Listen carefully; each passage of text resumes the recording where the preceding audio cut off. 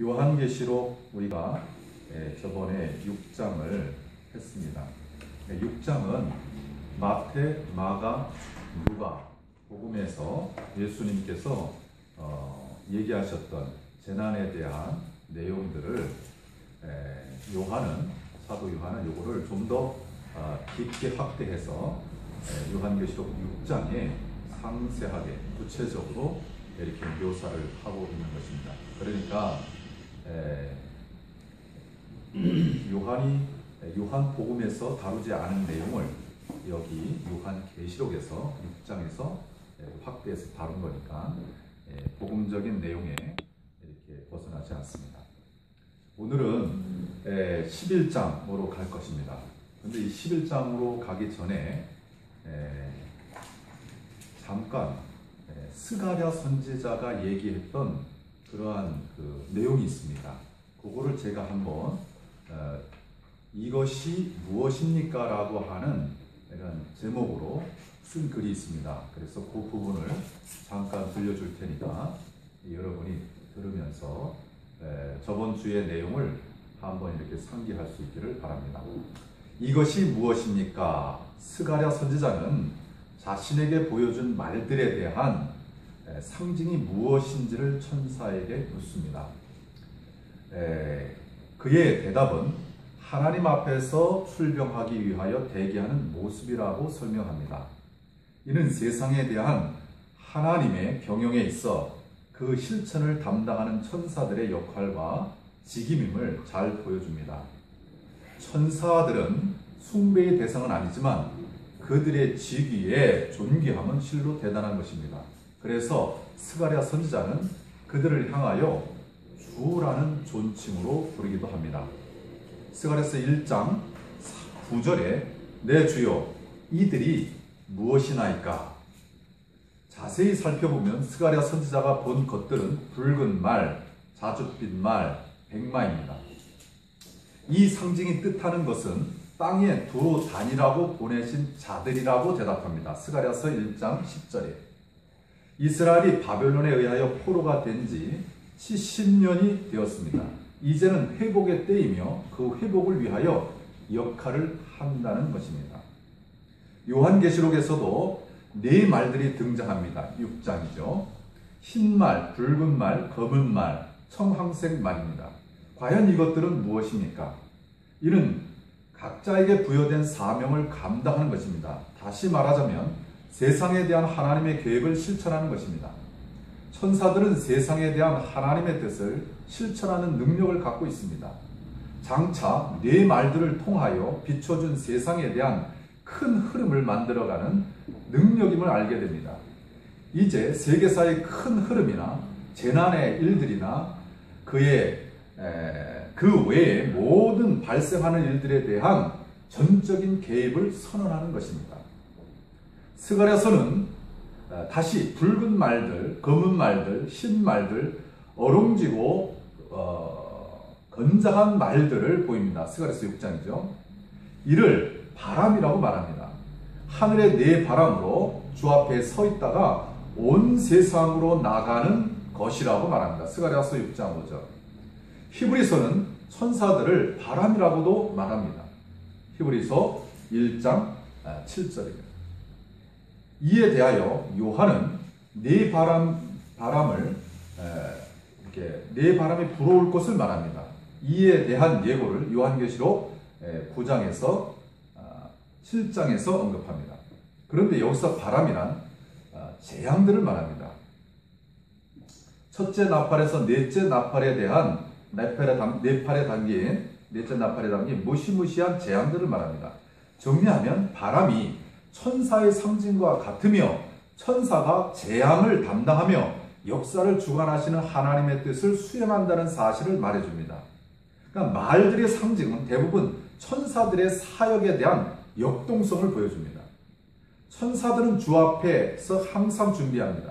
하나님의 뜻을 이 땅에 실현시키는 일들을 사역하고 있습니다.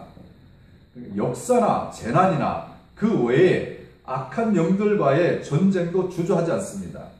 그들이 때로는 하늘에서 섬기는 일과 땅에서 사역하는 일들에 이르기까지 하나님의 모든 뜻을 수행합니다. 세계사와 관련하여 주의 뜻을 이루는데 중심이 되는 천사가 미가엘 천사입니다. 다니엘서 12장 1절.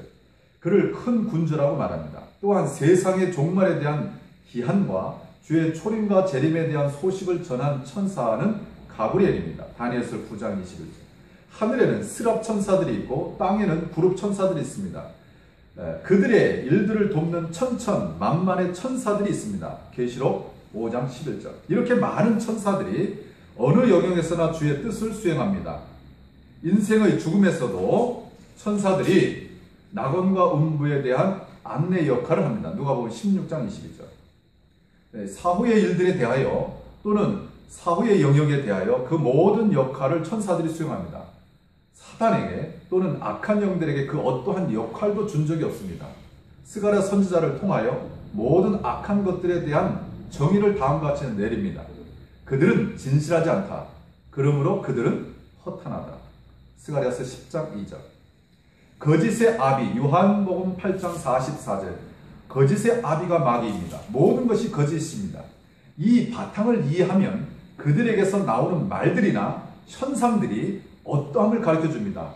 우리는 너무 나타난 현상들 때문에 대단하게 생각하지만 마귀나 악한 영들인 더러운 귀신이나 그들에게 있는 한 가지 사실은 형벌을 받는 중이라는 것이며 나중에는 영벌인 둘째 사망을 통하여 지옥이라는 영원한 고통을 당하는 존재라는 것입니다.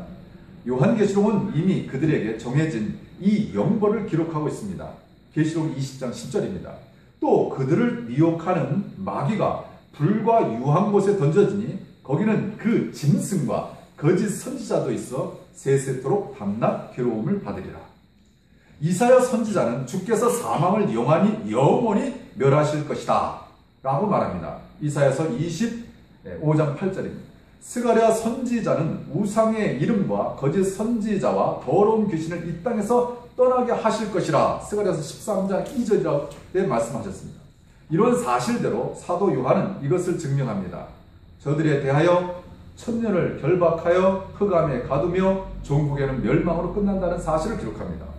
우리는 천사들의 역할이 엄청나다는 사실을 인지해야 합니다. 그들이 우리를 포위합니다. 반면에 마귀나 귀신들이나 그들의 미혹에 속지 않는 분별과 지혜가 요구됩니다. 요한계시록은 선악의 선명한 결과를 보여줍니다. 주의해야 할 것은 상징이란 본질을 이해하려는 노력이 필요합니다. 지엽적인 것에 집착하면 전체를 왜곡하기 쉽습니다. 왜? 여기 이제 이것이 무엇입니까? 그러니까 요한계시록 6장에서 나오는 말들에 대한 것을 우리가 알지 않습니까? 첫째 말, 둘째 말, 셋째 말, 넷째 말. 그러니까 이 말들에 대해서는 사도 요한은 이미 이 말들이 의미하는 바를 아는 거예요. 그래서 그 내용에 그것을 기록할 이유가 없었어요. 왜? 이미 앞선 스가랴 선지자가 말들에 대한 이것들이 무엇입니까? 라고 정확하게 질문을 했고 그 질문에 대한 답을 이미 정확하게 해주었기 때문에 다시 사도 요한은 이 말들이 의미하는 바가 무엇일까를 생각할 필요가 없었던 거예요. 다만 그 본질이 무엇이냐, 내용이 무엇이냐를 생각한 거죠. 그래서 그 부분을 다룬 겁니다. 그러니까 첫째 말일 때는 세계사를 어떤 면에서 집중해서 봐야 되는가, 어떤 관점에서 봐야 되는가, 이 부분이 중요하다는 거죠. 그러니까 말이 중요하다는 게 아닙니다. 그러나 말이라고 하는 이 등장한 이런 말들을 종합적으로 얘기하면 결국은 하나님의 뜻을 수행하는 그런 천사들의 역동적인 모습, 이렇게 이해를 하면 굉장히 말하자면 아름다운 거죠. 그러니까 천사들이 하나님의 경영에 참여해서 그것을 하나님의 계획대로 뜻대로 그 때 그대로 행한다라고 하는 내용이죠. 그러니까 말을 우리가 한번 쉽게 생각하면 그런 말 그림을 보지 않습니까? 말을 이렇게 화가들이 그린 거 보면 굉장히 뭔가 움직임이 역동적 그런 역동성 있는 모습을 보이잖아요. 그건 말이 중요한 것이 아니라 그 역동성. 다시 말하면 천사들이 하나님의 뜻을 선명하게 구체적으로 분명하게 그것을 수행한다라고 하는 그러한 내용으로 그런 말들에 대한 이해를 하면 되고, 그리고 그 말이 등장하면서 거기에서 나온 본질, 내용들이 중요하다. 그래서 스가랴 선지자와 요한, 사도 요한의 차이점은 뭐냐? 왜 말들에 대해서 그것을 구체적으로 무엇이라고 얘기하지 않았느냐? 그게 중요하지 않다. 이미 스가랴 선지자가 이미 알고 있었던 내용을 자신도 이미 인지하고 있다는 거예요. 그러니까 말을 보는 것이 아니라 그 내용을 우리에게 이야기해 주려고 하는 거죠. 그러면 그렇게 이 요한계시록 6장에 대한 부분을 말들을 제가 설명을 안 했죠.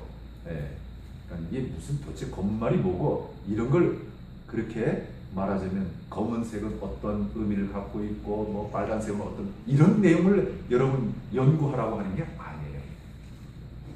천사들이 하나님의 뜻을 수행한다라고 하는 그러한 모습을 보여주고 여러분 그 모습에서 구체적인 내용들이 이러이러하다라고 요한계시록 6장은 얘기하고 있는 겁니다. 그 6장은 다시 말하면 마태, 마가, 누가를 통해서 예수님께서 마지막 때에 대한 얘기를 하신 것을 좀 더 구체적으로 확대해서 그리고 아주 중요한 포인트를 거기다가 이렇게 심어준 거죠. 그래서 그 부분을 가지고 세계를 이해를 해야 된다라고 하는 것입니다. 자, 그럼 오늘 요한계시록 11장으로 넘어갑니다.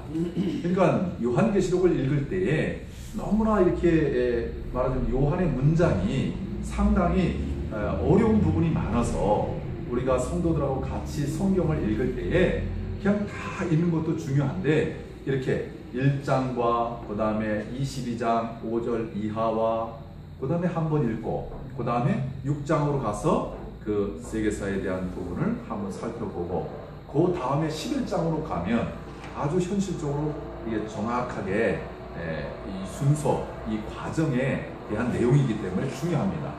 그러니까 그 중간에 있는 말씀들은 그 앞부분, 뒷부분을 보충해주고 이렇게 부연 설명해주는 내용인 거예요. 그러니까 그 부분들을 따로 제가 제 2편에다가 이렇게 해놨으니까 일단 먼저 중요한 것은 11장, 오늘 이 11장으로 가겠습니다. 그럼 11장 1절 이것을 다 그 강해가 끝나고 나면 다시 이렇게 주제를 잡아서 제가 한번 이렇게 설명을 해줄 겁니다. 그러니까 그렇게 하시고 자 11장 1절 같이 있습니다. 시작.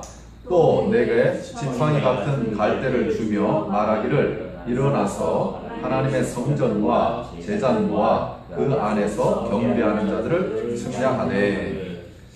여기 보면 1948년 이스라엘의 독립 이후에 이 시점에서 보면 이 시점이라는 건 뭐냐면 사도 요한이 이 11장 1절이라고 하는 이 내용이 완전히 뭐라주면 말은 이루어진 그 시점을 얘기하는 거예요. 이 시점에서 보면 하나님의 성전이 세워진 것을 알 수 있습니다. 아직 세워지진 않았죠. 그러나 이 말씀을 했을 때는 또 이 말씀이 어느 시점에서 이루어졌을 때는 그 시점을 얘기하는 거예요. 2014년 9월, 여기 제가 2014년 9월이라고 했는데 올해, 그러니까 2015년 오늘이 뭐예요? 11월.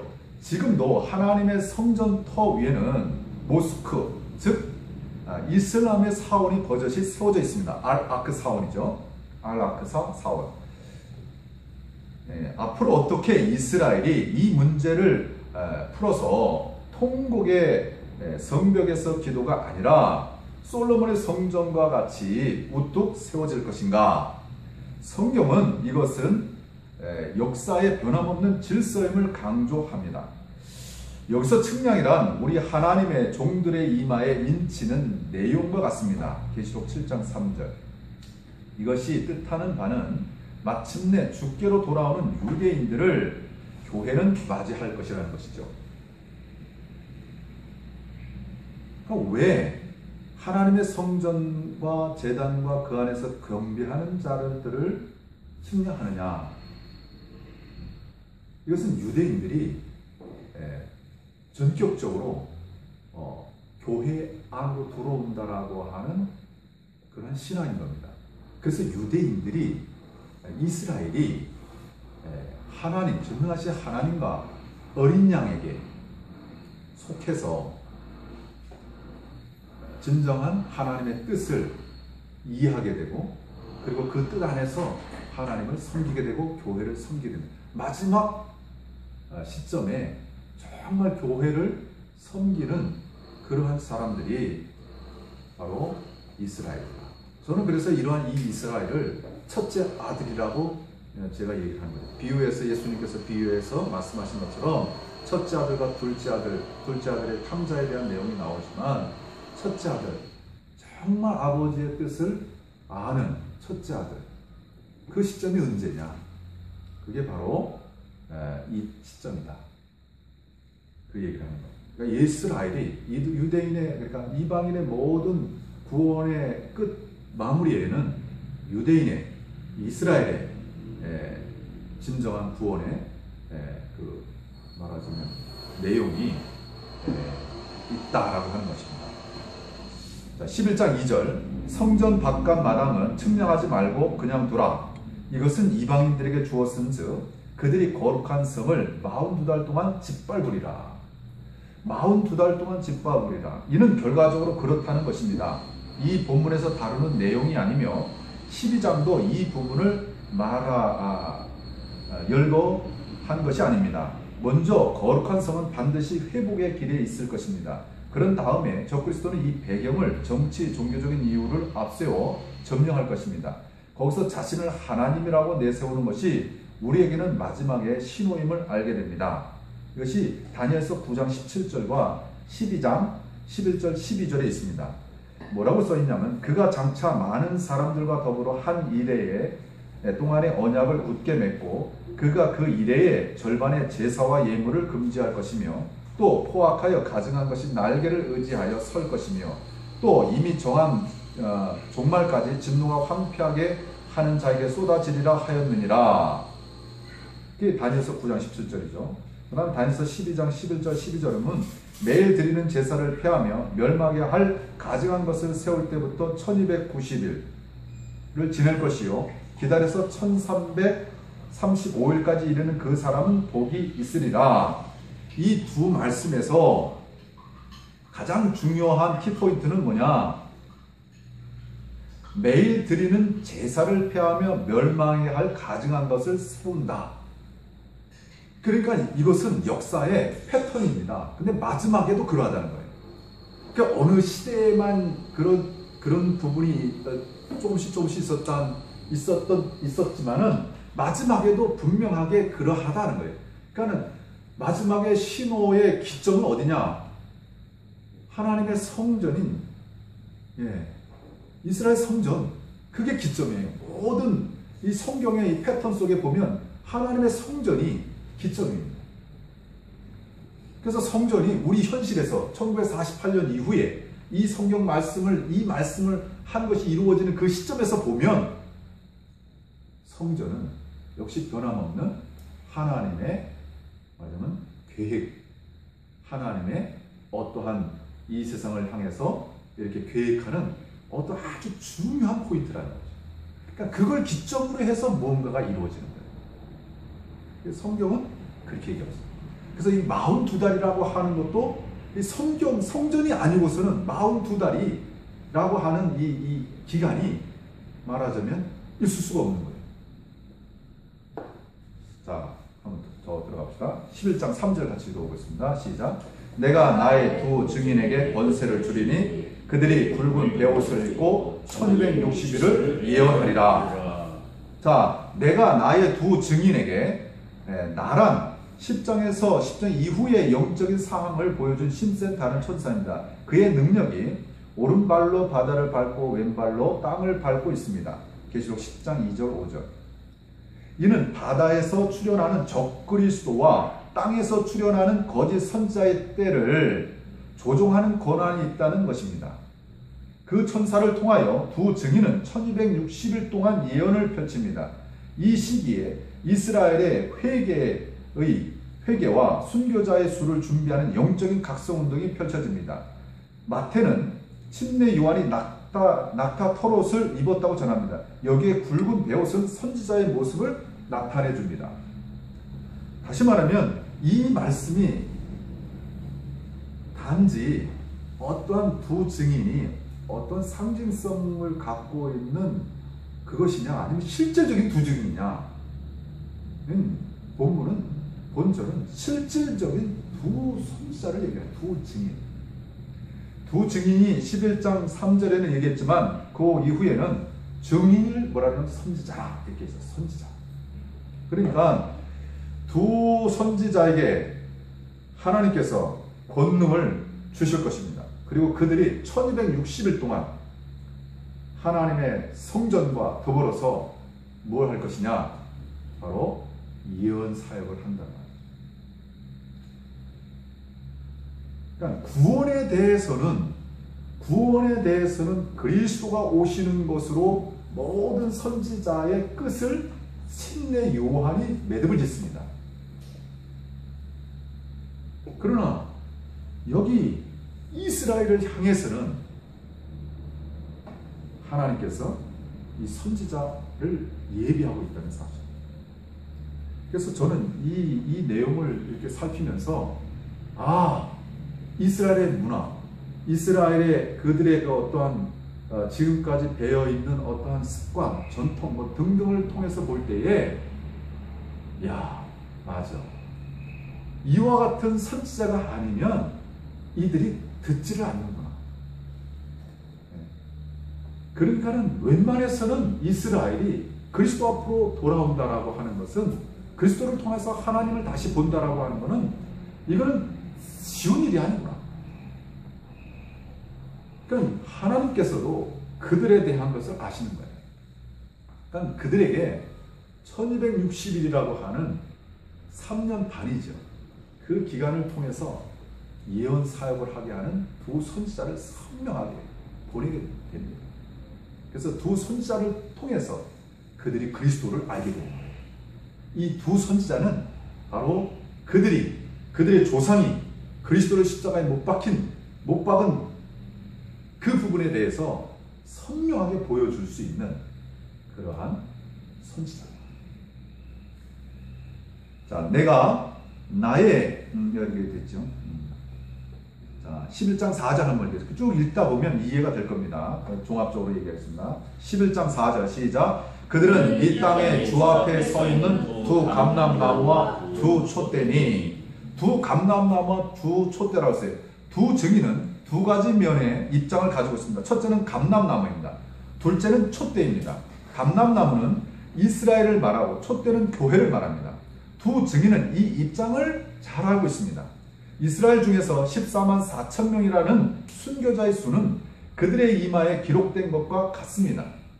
바로 어린 양의 이름과 그 아버지의 이름이 쓰여 있습니다. 계시록 14장 1절. 두 증인의 입장이 무엇인지를 분명하게 알 것입니다. 이때의 이스라엘은 진정으로 하나님과 예수 그리스도에게 속하는 자들이 되는 것입니다. 그러니까는 어린 양의 이름과 그 아버지의 이름, 이게 14만 4천 명이 말하자면 공식적인 그런 내용입니다. 14장, 그러니까 7장에 14만 4천 명이 등장하죠. 이스라엘의 각 지파별로 12,000명씩 쭉 이렇게 나오다가 이들이 14장에 가면 7장에 출연했다가 14장에 가면 그들이 승리자의 모습을 갖고 있습니다. 근데 승리자의 모습에 그들의 그 주제가 뭐냐? 바로 어린 양의 이름과 그 아버지의 이름. 그러니까 전능하신 하나님과 어린 양 예수 그리스도의 그 이름으로 그들이 승리했다라고 하는 내용을 갖고 있다.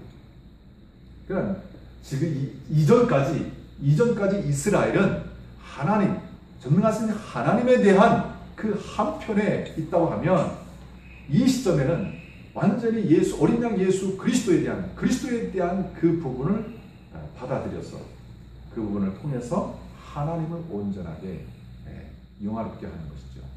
그게 정당하고 그게 바른 것입니다. 11장 5절을 한번 읽겠습니다. 같이 읽습니다. 시작. 만일 누구든지 그들을 패하고자 하면 그들의 입에서 불이 나와서 그들의 원수를 삼켜버릴 것이요 누구든지 그들을 대표하고자 하면 반드시 그와 같이 죽임을 당하리라. 이스라엘의 회복이 주어지는 것을 방해하는 자들이 누구일까요? 이 시기에 권력을 쥔 적그리스도는 대항할 것입니다. 그러나 비참하게 패하여 권력에서 물러나게 됩니다. 이게 무슨 말일까요? 그러니까 다니엘서 7장 11절 12절이 이렇게 얘기하고 있습니다. 그때 내가 작은 뿔이 말하는 큰 소리로 말미암아 주목하여 보는 사이에 짐승이 죽임을 당하고 그의 시체가 상한 바 되어 타오르는 불에 던져졌으며 그 남은 짐승들은 그의 권세를 빼앗겼으나 그 생명은 보존되어 정한 시기에 이르기를 기다리게 되었더라. 그 다음에 계시록 13장 14절은 이렇게 말하고 있습니다. 짐승 앞에서 받은 바 이적을 행함으로 땅에 거하는 자들을 미혹하며 땅에 거하는 자들에게 이르기를 칼에 상하였다가 살아난 짐승을 위하여 우상을 만들라 하더라. 계시록 13장. 다시 말하면 이 부분은 두 선지자의 사역 기간에 적그리스도와 거짓 선지자가 대립을 하는 것입니다. 대립을 하지만 하나님께서 주어진 그 선지자의 말하자면 능력, 그 능력에 그들이 뭐가 되는 거죠? 대항을 못하는 거예요. 그러니까 적그리스도와 거짓 선지자가 1260일 그러니까 이스라엘이 회복하는 시기, 교회로 정말 다가오는 그 마지막의 시기에는 적그리스도가 감히 무너뜨리지 못하는 거예요. 하나님께서 좌우를 천사들을 통해서 이미 좌우를 다 말하자면 장악을 하신 거죠. 그래서 대항을 하지만 적그리스도와 거짓 선지자가 그 편이 패하게 됩니다. 그러나 완전히 패하는 것이 아닙니다. 놀라운 여기 내용이 있어요. 희한한 세상의 방향이 여기 있어요. 이 적그리스도와 거짓 선지자를 오히려 옹립하는 내용이 나오게 돼 있어요. 왜 그러냐면 1260일이라고 하는 두 증인의 예언 사역은 실로 이 땅에 거하는 구원받지 못한 모든 불신자와 이 세상의 정부는 그야말로 1260일 동안 엄청난 타격을 받습니다. 그러니까 모든 세상 사람들이 이 두 선지자를 향하여 격렬한 저항을 합니다. 희한하죠. 그러나 그런 시기에 교회와 성도는 보호를 받고 그리고 이스라엘은 계속적으로 그리스도 앞으로 나갑니다. 자, 자세히 떠보겠습니다. 자, 11장 6절. 그들이 같이 있습니다. 시작. 그들이 권능을 가지고 하늘을 닫아 그 예언하는 날 동안 비가 오지 못하게 하고 또 권능을 가지고 불을 피로 변하게 하며 아무 때든지 원하는 대로 여러 가지 재앙으로 땅을 치르라. 네. 여러분 이 장면을 보면 애굽에서의 그 10가지 재앙과 관련해서 또 한번 생각을 해보기도 하고, 그러니까 1260일이라고 하는 두 선지자의 사역 기간에는 두 선지자가 하나님의 뜻 안에서 주어진 대로 그 권능을 막 행하는 거예요. 그러니까 하늘이 닫혀져 버리니 비도 안 오죠. 이 패턴이 어떻게 해요? 비슷하죠? 예전에. 네? 패턴이 비슷합니다. 그런데 이 마지막 시대에 두 선지자에게 주시는 권능이 대단한 거예요. 그러니까 당할 자가 없는 거죠. 자, 우리는 엘리야 선지자를 생각하게 합니다. 아마 이스라엘도 그렇다고 했을 것입니다. 신약에서 주님은 침례 요한을 엘리야 선지자라고 했습니다. 그에 대한 말라기서의 예언을 다시 새겨봅니다. 보라, 여호와의 크고 두려운 날이 이르기 전에 내가 선지자 엘리야를 너희에게 보내리니 그가 아버지의 마음을 자녀에게로 돌이키게 하고 자녀들의 마음을 그들의 아버지에게로 돌이키게 하리라. 돌이키지 아니하면 두렵건대 내가 와서 저주로 그 땅을 칠까 하노라 하시니라. 이 말라기서의 이 4장 5절 6절 말씀이 침례 요한에 대한 말하자면 인용을 얘기하고 있지 않습니까? 이렇게. 근데 이 부분은 뛰어넘어서 동일한 것입니다. 마지막 시대의 두 선지자. 그러니까 침례 요한과 같은 선지자, 엘리야와 같은 선지자. 정말 이스라엘이 모든 이스라엘이 저분들은 선지자라고 선명하게 인식하고 선명하게 받아들이는, 당시에도 침례 요한을 받아들이잖아요. 선지자. 그러니까 이 두 선지자는 이스라엘이 누가 뭐라 하더라도 그 유전적으로 뼛속 깊이 저분들은 선지자라고 하는 사실을 다 받아들이게 된 거예요. 상황적으로, 문화적으로, 모든 모습을 통해서 영적으로. 11장 7절 그들이 그 증언을 마칠 때에 무적행으로부터 올라오는 짐승이 그들과 더불어 전쟁을 일으켜 그들을 이기고 그들을 죽일 터인즉. 자, 이 부분을 잘 한번 살펴봐야 됩니다. 두 선지자의 증언이 마친다는 것은 그들의 사역의 기간이 다 되었다는 것입니다. 1260일 동안의 예언 사역이 예루살렘에서 마치게 됩니다. 그 마지막 시점에 무적행으로부터 올라오는 짐승이란 용을 말합니다. 그 용에 대한 해석은 이미 요한계시록 20장에서 마귀이며 사탄이라고 지적했습니다. 그의 출현은 창세기에서, 복음서에서, 그리고 여기서 나타납니다. 그만큼 아주 중요하며 아주 민감한 시점이라는 사실을 알게 됩니다. 마귀는 그의 하수인인 적그리스도가 밀려나서 재기하지 못한다는 것이 위기인 것입니다. 그래서 무적행에서 발악을 하며 뛰쳐나옵니다. 그리고 그의 모든 권세를 부여합니다. 그러니까는